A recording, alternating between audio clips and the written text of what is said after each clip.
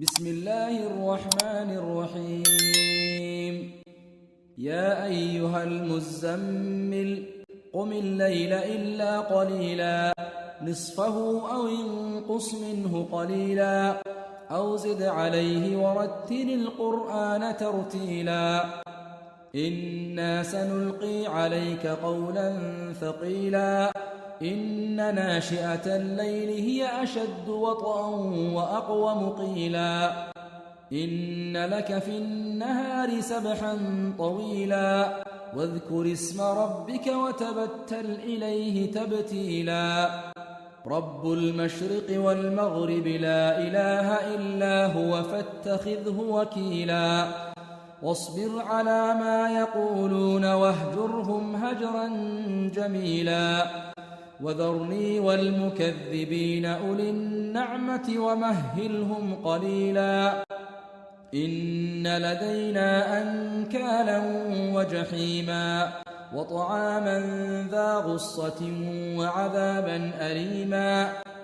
يوم ترجف الأرض والجبال وكانت الجبال كثيبا مهيلا إنا أرسلنا إليكم رسولا شاهدا عليكم كما أرسلنا إلى فرعون رسولا فعصى فرعون الرسول فأخذناه أخذا وبيلا فكيف تتقون إن كفرتم يوما يجعل الولدان شيبا السماء منفطر به كان وعده مفعولا إن هذه تذكرة فمن شاء اتخذ إلى ربه سبيلا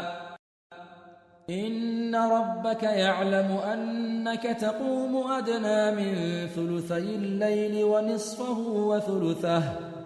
ونصفه وثلثه وطائفة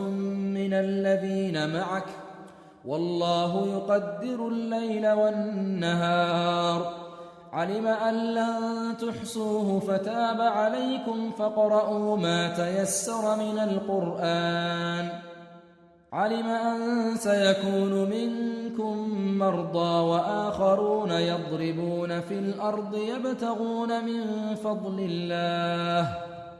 يبتغون من فضل الله وآخرون يقاتلون في سبيل الله فاقرؤوا ما تيسر منه وأقيموا الصلاة وآتوا الزكاة وأقرضوا الله قرضا حسنا وما تقدموا لأنفسكم من خير تجدوه عند الله هو خيرا وأعظم أجرا واستغفروا الله إن الله غفور رحيم.